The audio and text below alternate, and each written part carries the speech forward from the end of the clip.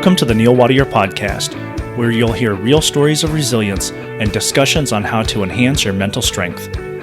I am your resilience and mental performance coach, developing your skills to grow and thrive through stress and adversity and propelling your mental performance from good to great. Listen on your favorite podcast hosting service, and please leave a rating and a review. Also, follow my content on Facebook, Instagram, TikTok, and LinkedIn, or visit neilwattier.com. Very excited for today's show. I am welcoming on the podcast a high-performance coach and speaker, as well as podcast host, Shaun O'Gorman. Thanks a lot for coming on the podcast. Great to have you on. Thanks, Neil. So happy to be here, mate. My pleasure. You know, and before we came on, you know, you've got such an awesome background. I didn't even want to try to give you some kind of introduction. So why don't you introduce yourself and let people know who you are and what you do? Sure. So there's a lot to cover, but let me give you the 30-second version, which will probably end up being 3 minutes. I'm essentially human behavior, high performance and resilience coach, but that changes and evolves fairly consistently. My background, I was a police officer 13 years, left with PTSD, depression, battled suicide badly for a number of years. And then I had a 15-year corporate career that I was quite successful in. And for the last few years, I've been running the Strong Life Project, which is my own business around coaching. And I've spent 17 years now and just going down the rabbit hole of personal development, evolution, trying to be the best man I can be. Best dad, number one, best partner, then just the best man I can be. And out of that, really, I discovered the passion for helping other people and realized I had a skill that I can help other people. I never launched out to be a coach or to be somebody that helped others like that. But it's understandable when my drive to be a police officer was about helping other people. Right, that makes sense. And so, yeah, you and I just chatted, within the last couple weeks, but I've been following your material for, it's got to be at least over a year, well, almost 2 years now, because I think I found you while I was on my last deployment, which was about 2 years ago. And then shortly after, I started listening when I got home, because on my last deployment, it wasn't anything that significant that happened on deployment. It was the deployment itself was almost I volunteered as an escape from my reality. And while I was gone, I was trying to cope with how am I going to go home, and even considered volunteering to stay longer. And luckily I had the mentality while I was there to immediately, as soon as I hit the ground, go to the mental health clinic and say, you know what, I know what's going on. I need to talk to somebody. And I had a standing 10 a.m. Thursday appointment, and we talked our way all the way through it. And at the end, she was like, no, you have to go home. You have to figure this out. So, I came home and I started listening, and it was really hard hitting. And I think that's what I appreciate most about what you put out is you don't mess around and you don't mix words. Yeah. So what's it like? You were a police officer. Okay, so first of all, for people that don't know, you are in Australia. Yeah, Brisbane in Australia, yes. Brisbane, Australia. So you were a Australian police officer. Yes. And you just got, from what I've gathered through your shows, you just have a forward and very, very blunt way of putting things.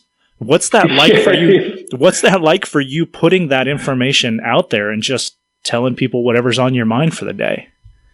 Yeah, sure, mate. I think it goes back, I go all the way back. Look, my dad's got 15 brothers and sisters, good Irish Catholic background. He was a police officer. My uncle was. There was lawyers, nuns, all sorts of people in our family. And I think then that flows down into my generation. There's probably 40 or 50 cousins who there's a fairly strong social justice or want to serve the community within our family. And there's a whole lot of reasons for that. My pop served in World War II in Papua New Guinea for 5 years. My grandmother was brought up in a Catholic convent, born out of wedlock, like in the early 1900s. So it's sort of, I think a lot of the challenges that my grandparents and my dad's generation faced, some of it's not great. Like I think we've got a predisposition to some mental health and some challenge, but some of it's really good because it's about helping the underdog in a lot of ways, or helping the people who need some assistance. So for me, when I left the police, I was in the K9 unit for 9 years, 13 years in the police in total. I got really used to working on my own and taking charge of situations that I went to, and most of them violent. So a lot of pursuits, shootings, a lot of domestic violence, a lot of, like anything that was violent. So I think when it came to doing this work, Neil, I just really got to the point where I was thinking, I didn't set out to be a coach, but what I found is I've always, I don't know where it comes from, but I've always got a pretty strong personality. And even though I suffered a lot with insecurity and a lot of those things, when shit was hitting the fan in the police, I was always pretty effective. And that was because I was able to tap into that gut instinct, intuition, instead of be worrying about the fear in my mind.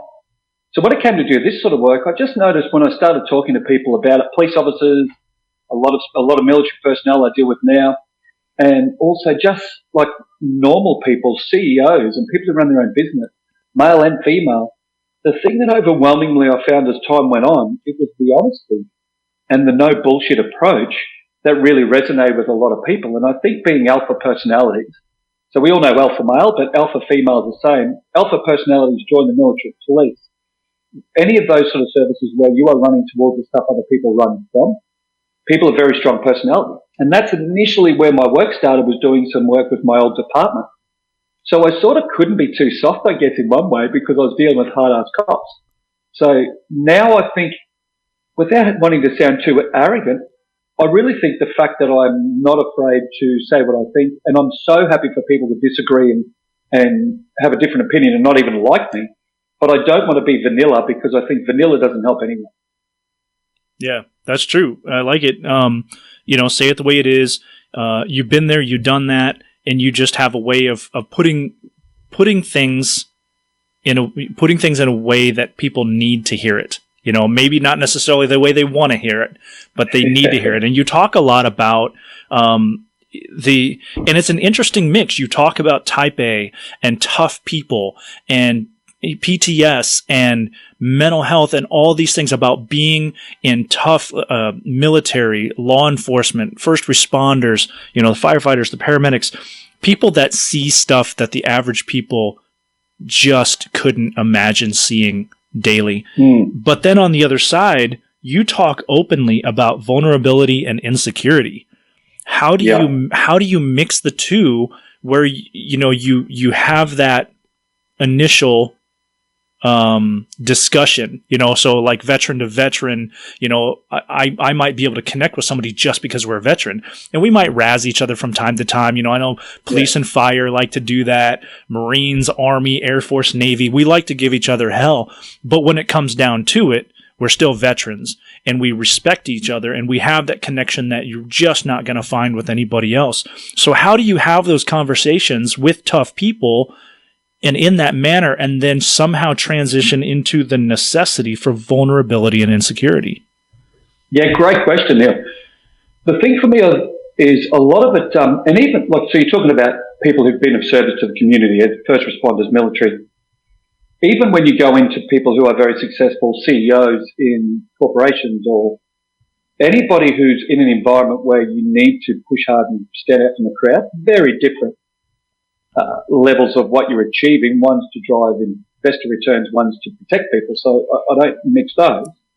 And for me, mate, something I should have said this to you earlier, thanks so much for your service, mate, because I don't think, in America, you guys do that brilliantly. In the States, I love how you do that. In Australia, we aren't good at that.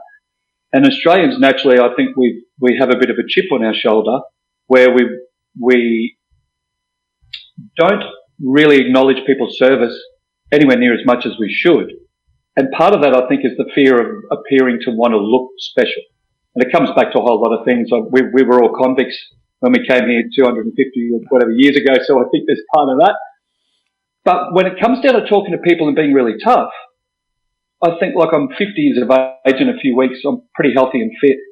I'm 6'3" and probably 210 pounds in your language. So when I stand up and talk about vulnerability and being a tough guy, it's not like I'm a 160 pound guy who seems like he would talk about that. I'm not an academic. I'm not a psychologist, a psychotherapist deliberately. So when I stand up, it's about going, the things that really impacted me the worst in my service, and then in my life post that: divorce, family court and custody battles, not seeing my daughters for very much time, for 18 months, because their mum and I have a challenging relationship. All that stuff comes down to the willingness to admit that you are struggling, admit that you need help, and that's that vulnerability and insecurity. And if all we're talking about is being tough, then that's bullshit, because that's not what it's about. The strength comes from the willingness to embrace your vulnerability. The strength comes from your willingness to go, hey, I've got some challenges, I'm worried about this, and I don't know how this is going to end. And I think that I'm not very good at this thing. And what I talk about a lot is the imposter syndrome, and in military, I think it's bad. Policing, it's bad. I don't know about fire and paramedics, but I'd imagine fire probably similar. Paramedics probably maybe not so much. But it's that need to be the tough guy or tough girl. It's that need to go. So in a military term, and I've never served in military, so this is only what I know from talking to a lot of veterans. But if you're gearing up to jump in your vehicle and go out patrolling in Afghanistan or Iraq or wherever you might be, nobody looks at each other and goes, hey man, I'm shitting myself, I'm really scared.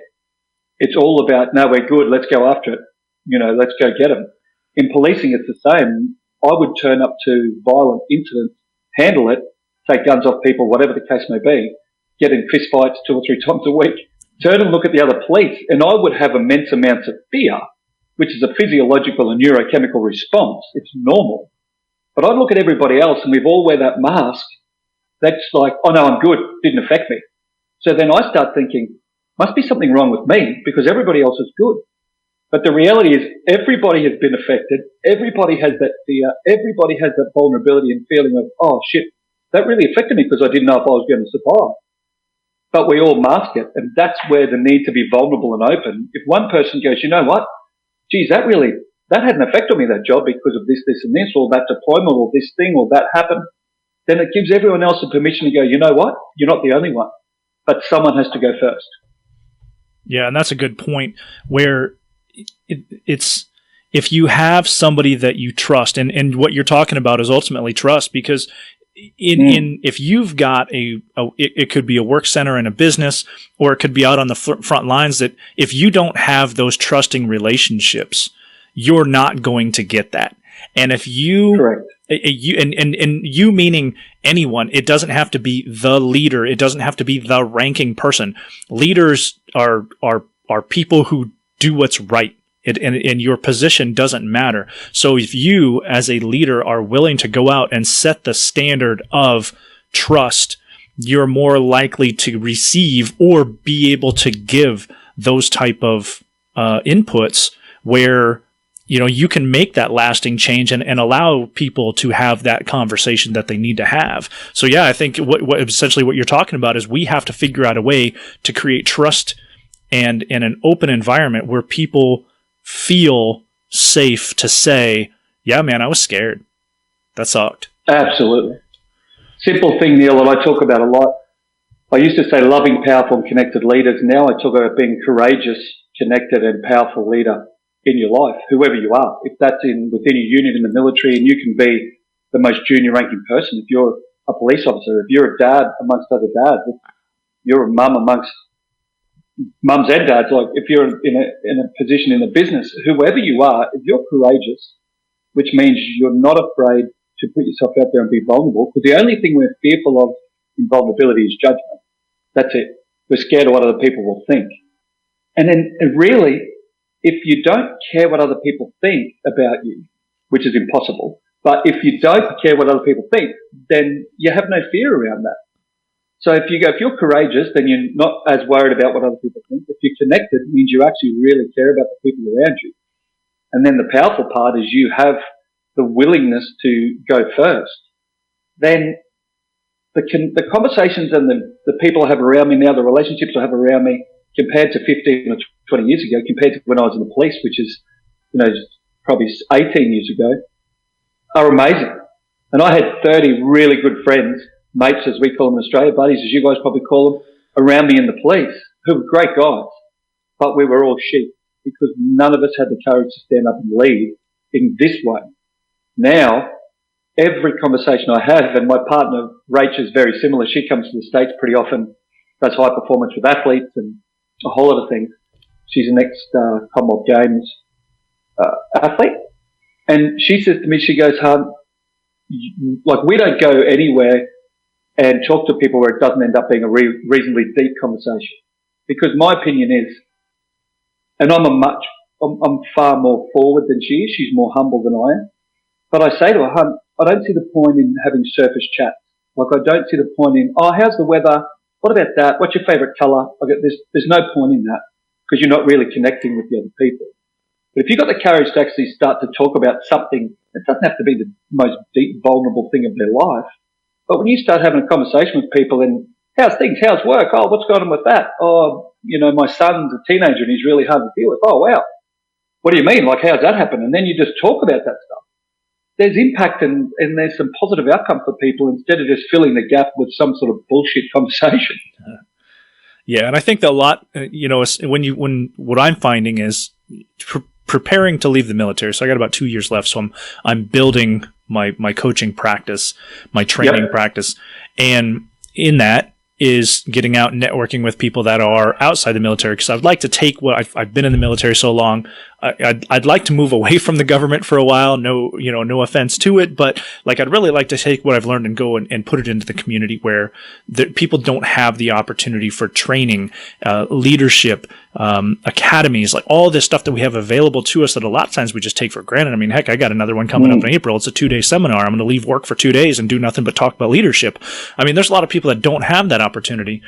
And so as I network and I get out there, I'm trying to become better on how to have those effective conversations, because sometimes people are short on time, or, hey, let's just get to the point. So instead of shaking somebody's hand and saying, hey, what's your job or what do you do? It's, the different type of questions that cuts through that where, I don't want to spend 15 minutes breaking the ice. I want to get to, how are you impacting your community, or, some kind of really off the wall question where you can just cut to the chase and say, hey, what do you do for the people that you serve?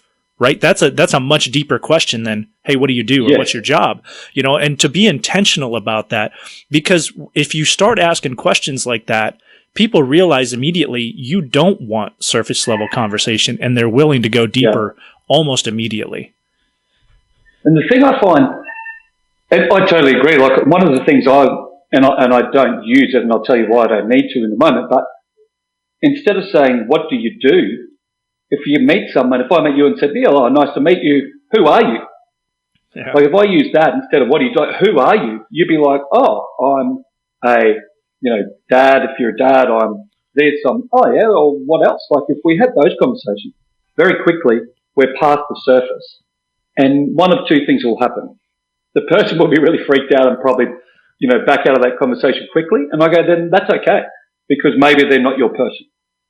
If they're like, oh, wow, that's a great question, I've never thought of that, then that's a point of conversation. They say, well, who are you? And you go, well, I'm my dad and I'm this and I'm someone who wants to impact my community. And for me, two things come down to my purpose and my identity, and two things that I've really worked hard to define, and they evolve. And my purpose is that courageous, connected, powerful leader everywhere in my life. And then my purpose is to be of service and have a positive impact on people, however that may look. Now, that might be at the grocery store, helping an elderly lady carry a groceries to a car, or that might be doing this podcast with you, or that may well be stepping in if I see a guy treating his wife or someone else really poorly, disrespectfully or abusively, and going, hey, mate, we don't do that. Any of those things. But the lucky part for me is I have fairly deep chat most of the time, because the first question of what do you do, people go, what do you do? And I go, I work in human behaviour and high performance and resilience. They go, oh, wow, what's that mean? And then that door's there, right? Then it's open. And I say I was in the police, I did this, blah, blah, blah, give them a 30-second version. And normally that opens up a really connected conversation. So and I love it because I find the older I get, the smaller my circle of people becomes, because my opinion is, like, I've still got a lot of good friends from the police, a couple of great friends from high school, but we've all evolved it in a similar manner, I guess. There's other guys that I was in the police with who, well, like my brothers, who I don't really connect with anymore, because they're still doing a lot of the same things we did when we were 25. And I'm like, I don't want to be doing the same thing I did when I was 25 at 50. And when I'm 60, I want to be more evolved than I am now. I don't want to ever stop. So the group of people gets smaller, but the quality of people skyrockets because you have those conversations. True. Yeah, and as I talk about, transitioning and practicing, one of the things I'm trying to do better in and be more proactive in this podcast is to not wait until the end to talk about, so we've been talking about what you're doing, but I want to talk more specifically about what you're doing. So, sure. If people want to follow you, I see you're on Facebook. You have your own podcast. So you're primarily on the Strong Life Project. That is where I see you most, right? Okay. So you've got the Strong Life Project, and that is your coaching, that's your presentation, your public speaking, the programs. I know you've got online courses that you've developed. So the Strong Life Project, so it's stronglifeproject.com. Also on Facebook, we're connected on LinkedIn. You're probably just like me. You're scattered all over the place, especially with you, that's right. because you do so many, a lot of times short, like 10 to 12 minute videos daily. Yep. How do you come up with your material? And I mean, you're naturally just you're a naturally talented speaker, and you have something to say, and what you want to say. But what's that like, trying to come up with stuff consistently every day to talk about? Yeah, sure. It's I'll just correct one thing you said. I do 10 to 12 minute podcasts, but like 1 minute videos. I deliberately do one minute videos on my platform because I've got self-diagnosed ADHD, and I have no doubt if I was a young kid now, I would be diagnosed. I'm listening to a book at the moment written by a professor from the States called Spark that's all about exercise and why ADHD is, and I'm listening to it going, that's so me. The reason I need a structure because I know that I have a very addictive and obsessive personality. So if I'm trying to put out a video, at the moment I'm committing to do 2 1-minute videos a day and 1 10-minute podcast a day. Where I get the ideas is just conversations, like this conversation, when I'm talking to my mentoring clients. So I do one-on-one mentoring with 6 individuals for 6 weeks intensive, and then another 6 weeks after that at a time. So I work with like 48 people a year one-on-one, which is more expensive.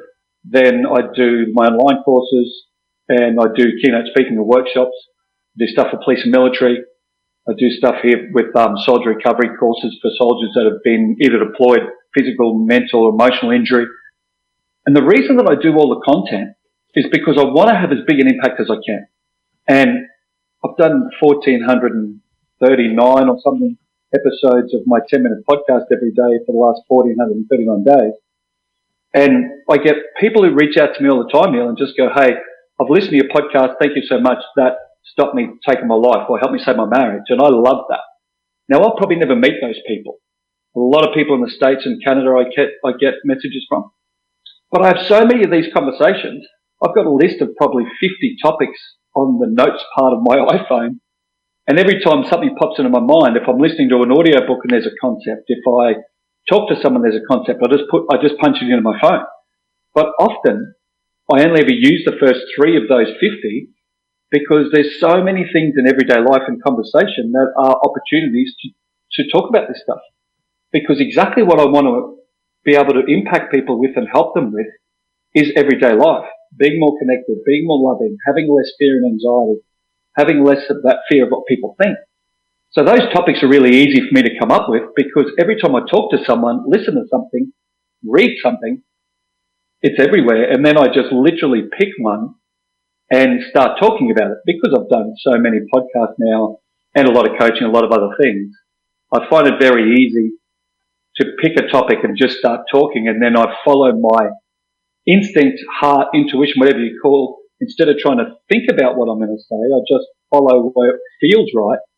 And invariably, the ones that I find the ones that I probably prep the least, and I don't prep any of my podcasts or videos, but the ones I've sort of looked at the topic and went, oh, I should do that. And as I'm talking about it, I'm more passionate about it, are the ones I get messages going, that was brilliant, that really helped me. And I think, isn't that ironic? Because that's one of the things I try to teach is try to live more in your heart, like try and live more in that vulnerability and connection than in your head where all the fear and anxiety. Yeah, that makes sense. And you openly talk about without going into the ugly details, you openly talk about the struggle that you had with your former spouse, and Yep. the PTSD and the struggle that you had and the effect that it had on your relationship and the ending the relationship, and then going into your daughters. You talk a lot about your relationship with your daughters and raising them, and then into your current relationship.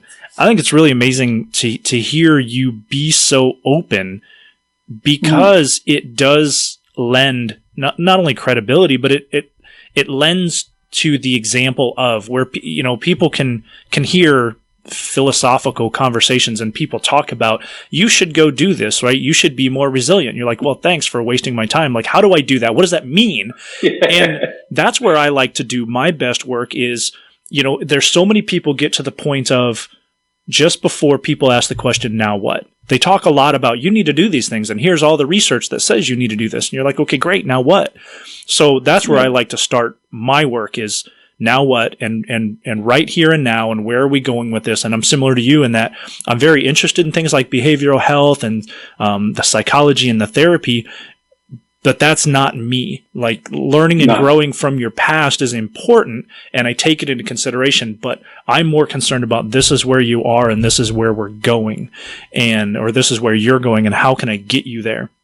So it's interesting to hear you talk about your very specific struggles in the past and how they affect you still to this day. I think it lends a lot of credibility, and it allows people to identify with you, even if they don't have your exact struggles. They can kind of identify of, okay, I'm not facing this, but I'm facing this, and he's facing it, so he seems to be doing pretty good.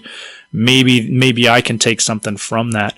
So, first of all, I think it's really amazing that you have the willingness and the desire to share that. But then also, if you wouldn't mind, going from being, earlier in your life as a law enforcement officer and having those struggles, how did it come about that you just, you came about over time that, I need to start addressing this and talking about it? Yeah. Like, was there a moment where you kind of snapped out and said, wow, I'm my own worst enemy? Or was it over time? Like, what was that transition like from the destructive behavior to where you are now? So there was a pivotal moment, and I'll touch on that in a moment. It was absolutely pivotal in hindsight, but leaving the police wasn't pivotal. I lay in bed 3 nights in a row with my Glock, going to end my life. There was a number of other things. Like, I really battled suicide badly. It wasn't just, I don't feel great. Oh, maybe I'd be better if I wasn't here. Like, I really was pretty self-destructive for a long time. And my ex-wife, the girl's mum, and I met at that point. So I left the police at 31, turning 32, and I met her at 29. So I met her in the middle of probably my most destructive, in the sense of, I was drinking pretty heavily. At work in the police, just working, I went out of the K9 unit for about 18 months in a covert surveillance role, working on major organised crime, and I was bored because there's a lot of time sitting in cars, watching what people are doing, not a lot of hands-on with bad guys. So I went back to the worst area for crime that we have here in Brisbane, Australia, and there's 15,000 people in the department that I worked for before, so it's a really big department. And when I was there, I struggled badly, left the police, then I just sort of drifted. I had 18 months where I used cocaine and ecstasy reasonably regularly. After I'd left the police, I was hanging around with a couple of guys who were ex-professional athletes, and they had access to that. And it felt, for any of your audience who've ever dabbled in those drugs, like, you feel amazing when you're on them, and then it's a horrible, horrible fall when you come off. Then my daughter was born in 2005, and I literally was in the delivery room, and it wasn't this clear. Sorry, it was. Let me try and explain it as best I can. She was handed to me, and she was born. I was there, obviously, in the delivery room. They cut the cord, took her away. She'd had some fluid and some other stuff in her throat, so she couldn't breathe. So they took her away and suctioned her airway, and that took a couple of minutes or whatever. And so by the time she came back, her mum, the girl's mum, didn't get a chance. She was already in the next stage of birth, and if anyone's been through that, you understand what I mean. So she was the midwife and the doctor, everybody was tied up with her, so they literally came back and handed my daughter to me, which normally wouldn't happen. Normally she would get handed to her mum, and they would have a period of time of that sort of bonding, I guess. So I was given this little baby, and I just sat in the corner in this chair, very insignificant compared to everything else that was going on around me. And I was looking at this little human being, and I burst into tears, and I was just thinking, holy shit, I've really got to get my life together now, because now somebody else depends on me. And prior to that, I still was battling suicide. I didn't care if I died. I was pretty self-destructive. So a whole lot of things that really, in a lot of ways, if my wife at the time, my parents, my friends, my sister, whoever, if I had died, that would have been impactful. But now it was my daughter. I was like, well, if I die now, especially if I take my own life now, what's that going to mean for her for the rest of her life? And I couldn't do that. I couldn't pass the pain to her. And so that kicked off this whole journey, but it wasn't overnight. Then I went through all sort of up, and it certainly wasn't a linear progression. It went through all sorts of ups and downs of, you know, I'd go and do heaps of personal development work, then I'd go fall back in the hole and drink. And when I wasn't an alcoholic, I was very highly functioning in my life, but I would self-medicate with alcohol and binge drink. So that still happened for a number of years, and then her sister was born in 2008, my second daughter, and that just strengthened my resolve. But it wasn't until about 2010, 11, where I was like, you know what, I really need to change this. And unfortunately, by that stage, the biggest challenge in my life was our marriage. And understandable, because the girl's mum married a particular guy who was this wannabe tough guy. As she saw more of the real me, she saw that I was pretty broken. But still, she knew that guy. As I grew more and more and developed more into this sort of loving, connected guy I am now, she didn't sign up for that guy. So I totally understand how that was a challenge for her as well. And we had quite a combative relationship, not physically violent, but certainly verbally we were quite abusive to each other. And I don't go into detail about that. I don't go into detail about their mum and my relationship even now and what happened, because out of respect to my daughters and to their mum, they didn't decide to live this life where they put their life out there. So you'll notice I'll never say who my daughters' names are. If you're online trying to find a connection, you won't find it. I deliberately do keep them very isolated away from who I am, because I chose to live this life out there to help people. They didn't, nor did their mum. And I will say their mum and I have challenges, but that will be it. There'll be no more detail, because it's not number one, it's not fair for me to give my perspective on the challenge that the girl's mum and I have, because it's only my perspective. There's three sides to every story, right? Mine, hers, and the truth. And out of all of those things, the number one drive for me now is to be the best dad I can be, to live as an example for my daughters of the sort of man that I'd love them to get married to. And that's a really good way for me to stay on track with my own behaviour, because I go, well, if I do that thing, would I be happy if my daughter's husband did that and treated her like that if I did that? So that's a very good mirror for me to hold up to myself pretty often. Nice. Excuse me. Yeah, that's real powerful. It's, you know, and to have that realization and to be, again, going back to being vulnerable, to tell the stories and to admit. And I think that, you know, one of the things I like to talk about when I work with youth is the first step to education is ignorance. You have to admit your ignorance in order to willingly to learn something, because you have to admit that you don't know something. So to put yourself out there and say that, yeah, this isn't, I'm not doing the right thing, or this is counterproductive, or, you know, worst case, this is destructive, and not only am I hurting me, but I'm hurting other people, to have the willingness to put yourself out there and say those things. But then like with your case, you know, I love to see over and over and over. Because some people will put it out there and then they'll go about their business, but you're out there every single day, just laying your life out there, you know, for everybody to see. So it's almost like, you know, a continuation of your law enforcement service of, you know, putting yourself on the line. It's essentially, you're still doing it just in a different way, and clearly having an impact on people.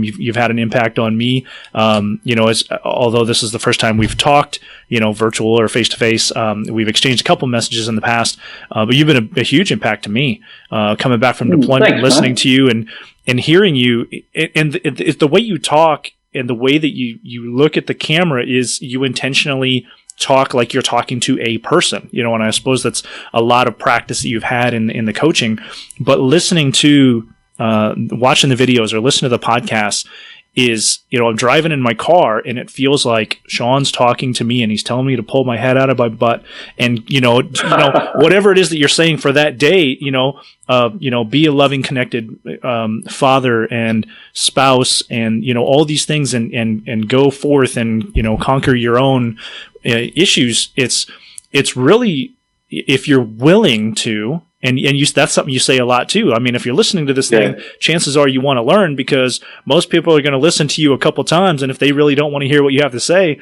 they're not going to keep listening. So it's great to have people out there, because we need people of all shapes and sizes and all varieties. Some people do best when they're loving and they pat you on the back, and other times you need somebody to kick you in the butt. And I've got that personality where, I talk about goal setting, goal achievement, and I tell people, self-awareness is most important, because when my alarm goes off in the morning and I look myself in the mirror, once I get out of bed, and my self-talk is, you better get your butt to the gym, you lazy SOB. Like, that's my self-talk. But that's worse for me, right? Get your butt out of bed and get your butt. But there's other people, like my daughter is not that type of person. If she had that kind of self-talk, she might be tearing herself down. She needs a different type of self-talk, or she needs a different kind of person to get her going. But I think that there's value in all types. Because even the soft-spoken person, every once in a while might appreciate hey, you know what, just get your butt moving.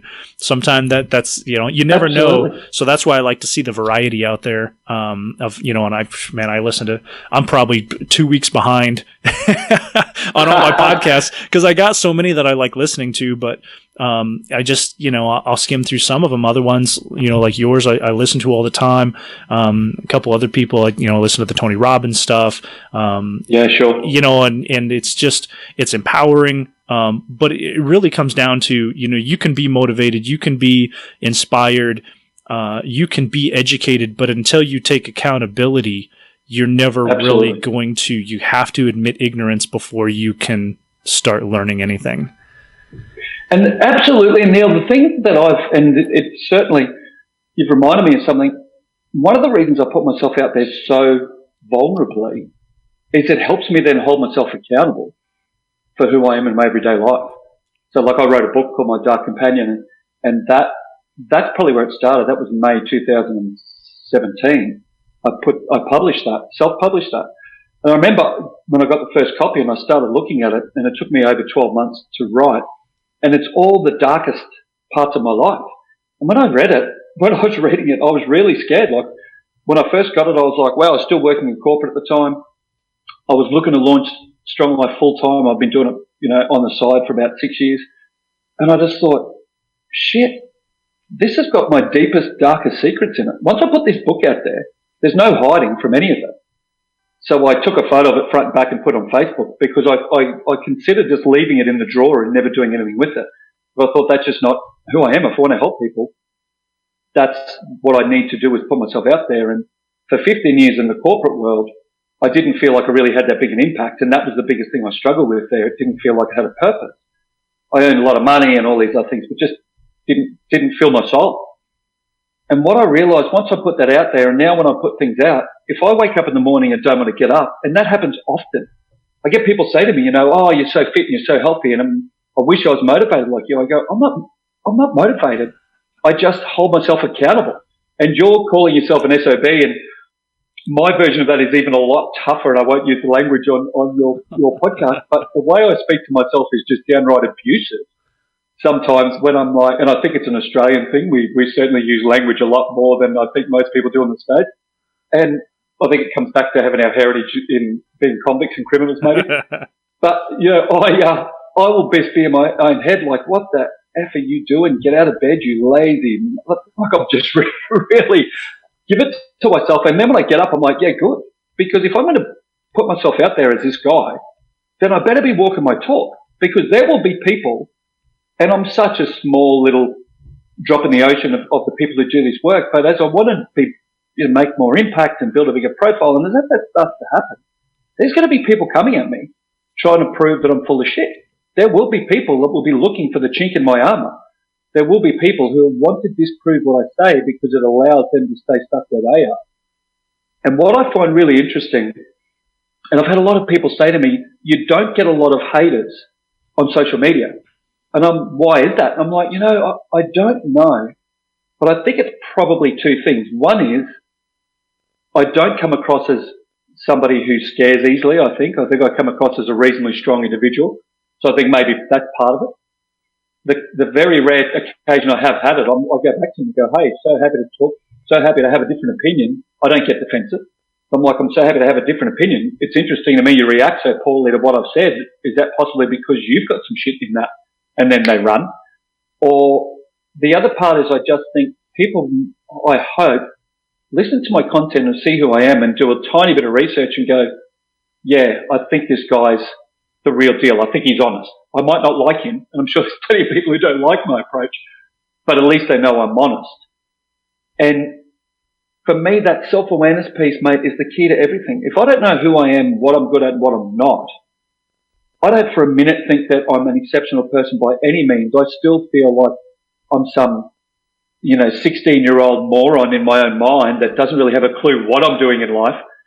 And the more I learn, the more I feel I have to learn. It's that, you don't know what you don't know. Go back 5 years, I thought I had a pretty good handle. 10 years ago, I thought I had a good handle. When I was 19, I thought I knew everything. At 50, I'm like, wow, I feel like I've learned 0.01% of what there is to know about being a good person. So that motivates me to drive harder in my life. And I think my advantage, and I'm very lucky that the things that actually cause me so much grief is my addictive and obsessive personality, that sort of ADHD type mentality and I don't say that as an excuse, I think it's a superpower. Because I'm so obsessive, now that I'm obsessed with positivity, my life just keeps continuing to grow in a positive sense. And that, putting videos out every day, podcasts out, my book out, to me, I go, well, I've got to walk this talk now because shit, everybody knows what I'm doing. So if I lie, someone's going to find out. Right. Yeah, it's great accountability. And I've taken advice from several people that have been there, done that. And, they say, if you want to be taken serious, you need to put yourself out there. You need to let people know who you are so they know what they stand for, and of course, all the marketing stuff that goes with that. If they see your face, they hear your voice, they're more likely to trust you. Right. But, sure. But the more you put yourself out there, the less you have to hide. And the more Absolutely. you put yourself out there, not only am I learning every time that I do this, I'm learning. I'm willing to go out there and make the mistakes. And I think that a lot of people appreciate that because, you hear Gary Vaynerchuk talk a lot about, don't worry about the haters. Just go out there and do it. Who cares if it's bad? If it's bad, that just means that you got to do better the next time, right? That just gives you more room to grow and improve. And so, fighting through like the imposter syndrome and, the who's going to buy this stuff from me. Well, I mean, I just passed 25 years in the Air Force. Clearly I have something to offer, right? So, absolutely. So, just putting yourself out there. And I think you're totally right. The more you provide, it's good practice for you. You've been doing it for a long time.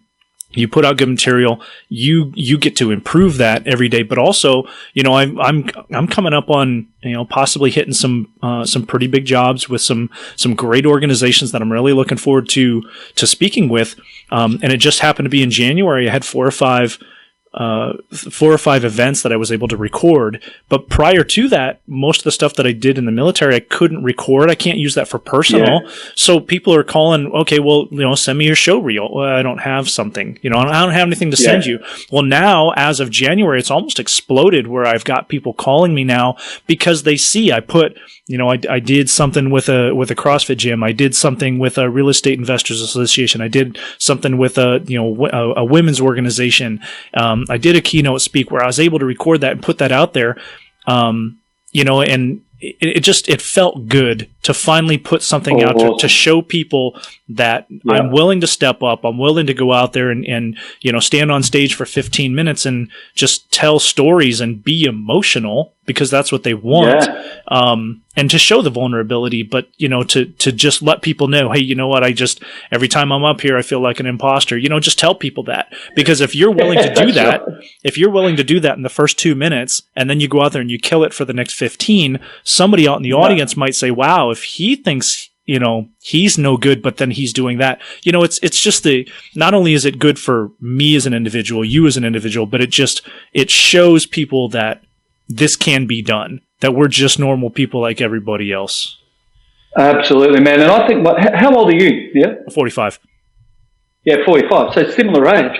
I also think, mate, when you've got middle-class, white, middle-aged men, like you and I, as scary as it is to think that I'm middle-aged, but I absolutely am, who are willing to step out of the normal mold and be emotionally connected and powerful leaders and own our insecurities and own our vulnerabilities and just own our shit, then that flies in the face of the fact and things like the Me Too movement, a whole lot of things that are happening that I think are great.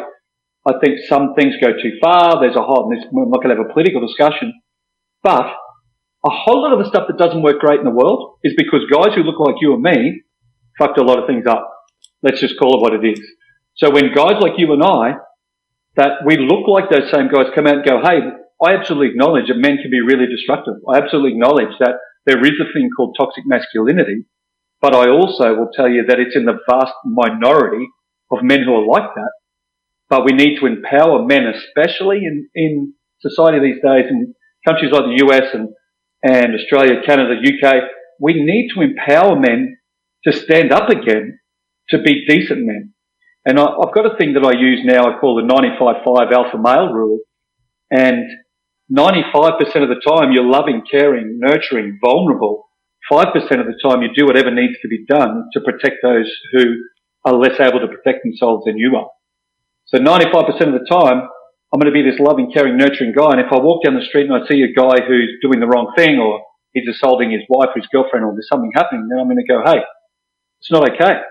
I've got a good friend of mine. I'm house sitting a friend's house near the beach at the moment, and he lives just around the corner from me. And he's an ex-police special weapons, like SWAT operator for years. We've been friends for 25 years. He's done a fair bit of stuff in the military. Really, really good dude. And him and I are working on a lot of leadership stuff together. And we're driving into the sort of town where he lives the other day. And as we were driving out, there were 5 young guys, probably 15, and they were pretty sketchy individuals, and it was raining really heavily, and they're standing on the side of the road kicking mud and rocks on cars as they drove past. And as we drove past, they kicked this mud mat up on his four-wheel drive, and we drive past, and he's sort of similar looking dude to me, and I'll tone the language down, but I was like, someone needs to do something about that. And he goes, you're right. And I said, turn the car around. So we turned the car around and went back, got out of the car, and 4 of these 5 fairly sketchy young 15-year-old guys, and they're not just kids who were out having a bit of fun. You can tell straight away by the way they look. We've both got a lot of police experience. They're guys that are probably, engaging in some criminal activity, stealing cars, breaking into houses, whatever. 5 ran, 1 froze, and he came up. We said, come here, and he came over, and then slowly the others came back, and we just had this chat and said, boys, wake up to yourself. What do you think you're doing? You're kicking the stones in someone's car. Someone's going to stop and hurt you, or there's going to be a consequence. And here's the reality. You're lucky there's no damage on my car, because otherwise we'd be having a much different conversation. And we didn't swear at them. We weren't aggressive, weren't like, I'm going to hurt you. I was very willing if they started trying to fight us, which is going to be unlikely. But if they did, to be able to wrap them up without hurting them, because we've both got, enough skills to be able to do that. But I was like, I didn't want to just drive past that, because men of our age need to police young men. Men as an animal, as a herd, need to be able to go, hey, that's not all right. Because otherwise in society, we end up with a very small percentage who get worse and worse and worse, and the vast majority stay quiet and do nothing. And that gap gets bigger and bigger, and we end up with a lot of problems we have. And that's where I go, men our age, especially middle-aged white men, we need to stand up and just start being leaders instead of being so scared. Yeah. Yeah, that's true. And that goes back to the trust, that goes back to the empowerment. And there's any number of conversations. We could talk about this for hours, I'm sure. Yeah. I mean, we need to empower people. We need to have communities of trust. and I talk a lot about, community requires connection and connection requires trust and vulnerability. So you can't have a strong community without trust and vulnerability. And until we're willing to get back to that, and it takes, somebody or a group of people to be the one that steps up and say, you know what, fine, we're going to have this conversation and I need to let you know this is me and this is how I feel. And, I do a lot of, with resilience and mental performance, talking about, one of my favorite ones I talk about is, the foundations of resilience. Not only do I talk about gratitude, but I talk about how thoughts drive emotions and physical reactions.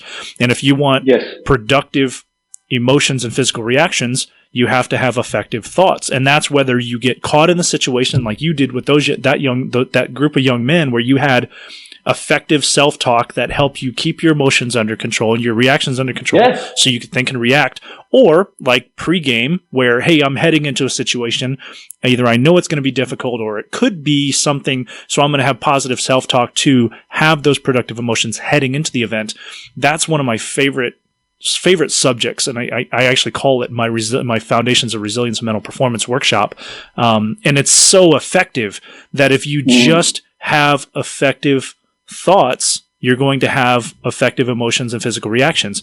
So when we talk about people being emotional and emotions, we don't have to separate emotions. We don't have to take emotion out. Emotion has its place because we are all emotional, and you have to strive for productive emotions rather than worry about how do I look, or is, it's, anger, I need to avoid anger, or I can't be prideful. None of those things are wrong. They're all right in the appropriate circumstance. It's about whether they're productive or counterproductive.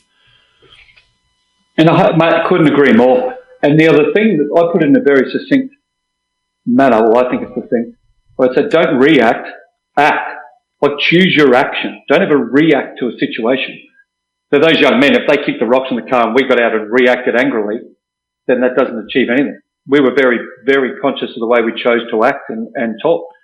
Same if you come home and your spouse, like the classic I always use, like you come home and your spouse says, oh, hey, did you get the milk? And you've forgotten it for 3 days in a row. And then he or she is like, why didn't you get the milk? And then you blow up because there's a whole lot of other things going on in the background. And instead of it just being a conversation where you go, don't react, you choose your action and go, you know what?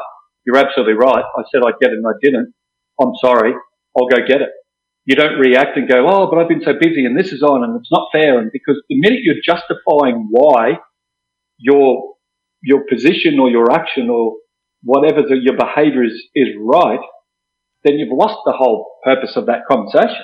Because instead of going, wow, so sorry, I got so busy and caught up, I forgot, my apologies, I'll go get it, then 90% of arguments in every marriage would disappear, right? Because they're the sort of things that we fight about. But again, that's vulnerability. Everything to me comes back to vulnerability and willingness to say, hey, I'm sorry, you're right, I was wrong. That's super vulnerable. Because if the other person comes back and goes, yeah, that's right, you are, and you do it all the time and you're not a great person, then that doesn't feel good. So instead of us acting out of that physiological fight or flight response, which is built in at the base of our, Neanderthal humanity, when you come home and your spouse says, did you get the milk? You're responding to hundreds of thousands of years of evolution in a fear of being rejected by your tribe, as silly as that sounds. So you've got this whole defensive reaction. Instead of it just being, I'm sorry, you're right, I did forget it, I'll go buy it. Simple. We do it all the time. Right. Yeah. And, whether you're talking about athletics, military, law enforcement, relationships, business, it's what's the productive outcome that I'm striving for and what do I need to do to get to that? It's not about winning. It's about what's the most productive outcome. And, if winning's important, then, be honest with yourself and be aware of that. Sure. From time to time, you might need to be concerned about that. That's like saying, well, anger's a negative emotion. No, it's not. Anger has its place. You just have to be aware of that. And the tricky part that most people miss is you can't regulate until you're aware. Self-awareness comes before self-regulation. So the self-awareness tools, and again, going back to vulnerability and having to, admit that I might need to learn something in order to regulate a little bit better. So, I hate to cut this off because it's such a great conversation. And maybe let me just wrap that up. Sorry, to interrupt you, because something simple I think your listeners might say. I say in that, you can be happy or you can be right. Rarely can you be both. Yeah. And that's something that I just have in the back of my mind all the time. Am I trying to be happy or I'm trying to be right? And I choose happy as often as I realise that. I just want to throw that in, mate, because I think it's a very simple way to anchor that in. Yeah, it is. And that's very effective. And people need to realize that you're not necessarily talking about being a doormat, because you can still, you can still stand up for yourself, and you can still, argue when you need to, but with the right mentality. That what I'm trying to do is figure out what's the best outcome. And we talk about emotions and we talk about effective, we don't want people to go overboard the wrong way either way. We don't want you to go overboard on the side of being overly defensive and closed off, and we don't want you to be a doormat. This is about the effective, most productive outcome that we're looking for, and I think it's all great material. So what do you have? So I wanted to close off with, what do you have going on? Like, where are you going? You're already an established speaker, coach, services with online courses, and you're talking to, everything from kids to military and police. Where do you go from here? Yeah, sure. Great question. It evolves all the time, Neil, but where I'm heading now, really, this 2020 is focused a lot on my one-on-one mentoring that I do, which is sort of my high-end impact, often with leaders of business, but all sorts of people. And like at the moment, I'm working with an intensive care doctor. I work with a partner in a law firm I'm just starting out with. I've worked with some really high-end CEOs and people in business, but I also work with very normal people, like just at the moment I've got another client who's an ex-professional athlete who lives a very normal life, for want of a better term, and he's like, man, I just want to live a more effective life. So 2020 for me is really just about keep doing what I'm doing, and this sounds probably counterproductive to what most people would say in business, but my thing is I've got a general idea where I want to go, and that's just impact as many people as I can. So I just see what opportunities come to me. So I go out after them. So keynote speaking, in the last week, I've had a couple of very productive meetings, and I'm pushing very hard into that space where I want to be going more into corporate environments where I can go and speak to 500 people at a time or 1,000 people at a time at big conferences, where I can go and spend 45 minutes on, leadership, resilience, some of the, high performance, so I can influence them around vulnerability and things of that nature. So sort of like the Gary Vee type model or Tony Robbins type thing, right? Where if there's 500 people in a room now and I can talk to them for 45 minutes really passionately about who I am, and those 500 people take some of that and take it out into their life, then that's impacting more and more people.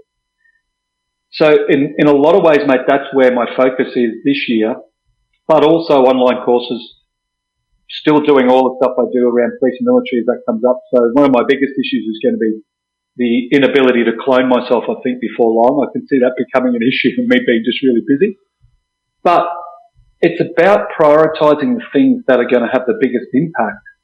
The friend of mine has a special weapons cop, the SWAT cop. Him and I are just at the moment putting together, we're going to do in 3 and 5 day what we call men's immersion experiences, where we're going to bring 10 men at a time, and it may even expand to more, 10 men together, and we're going to do a little bit of physical training, but a lot of mindset, a lot of emotional vulnerability, a lot of just 3 days of an immersive experience where we just teach men to be better men.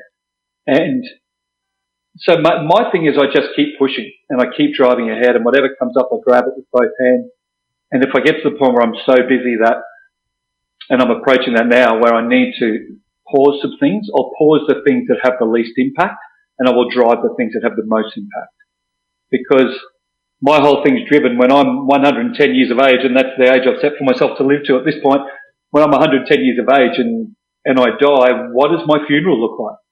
And that's a really important thing for me, because that will gauge the impact I've had in the world, and that will gauge the impact I've had on my family. That will gauge the sort of man I've lived as. And it sounds a little bit egomaniacal, but it's not out of my ego. It's just out of, you know what? The first 50 years of my life where I've had some significant challenge and some difficulty, I've learned so much about what not to do. And if I can help a lot of people avoid that and live better lives, then my life's been worthwhile. And I just want to have left an impact where I've made a difference to people. And that then, I said a long time ago, if I could have this impact and no one know who I was, that would be my preference. And I still believe that would be the case, but I just realised that's impossible to do. So for me, I'm really dedicating my life to a life of service, like I did in the police. And whether that service is a dad, I've got, 3 or 4 other people that are like sons and daughters to me at varying ages from difficult circumstances that I help. But it's really just having the biggest impact, because I go, if my drive is to be the best man I can be that courageous, powerful, connected leader, and to be of service and have a positive impact, if it meets those parameters, then I'll do it. Nice. Very cool, man. Well, I look forward to continuing to follow the podcast, the videos, and to see where you go, because I've been a fan of yours for a while. I'm a follower. I'm a listener. So for those of you that are listening, Shaun O'Gorman is he's got the Strong Life Project. Got the website at thestronglifeproject.com. He's on Facebook. He's on YouTube, LinkedIn, Instagram. I know I've seen you a little bit on TikTok playing around. But yeah, the videos are great. Little quick clips. Everything from, a couple minutes to, however long you manage to post the video. It's all great. It's all great material. So thank you very much for your time. I really appreciate everything that you provide to the world, because that's what we got to call it what it is, right? You're affecting people all over the place. So thank you for what you're doing. Keep doing what you're doing. Thanks so much, Neil. I really appreciate that, mate. And the same right back to you, right? Because doing the podcast, doing all the things you're doing, exactly the same thing. If the more of us that get out there and try to make our difference, then this thing sort of takes care of itself, mate. So right back at you, and thank you so much for the opportunity to talk to your listeners. I really appreciate that. Thank you for listening to the Neil Wattier podcast. Please leave a rating and a review to help spread our resilient stories and help others develop their mental skills. Follow me on Facebook, Instagram, TikTok, and LinkedIn. For more information about my coaching and development services, visit neilwattier.com. Let me help you develop your skills to grow and thrive through stress and adversity and propel your mental performance from good to great.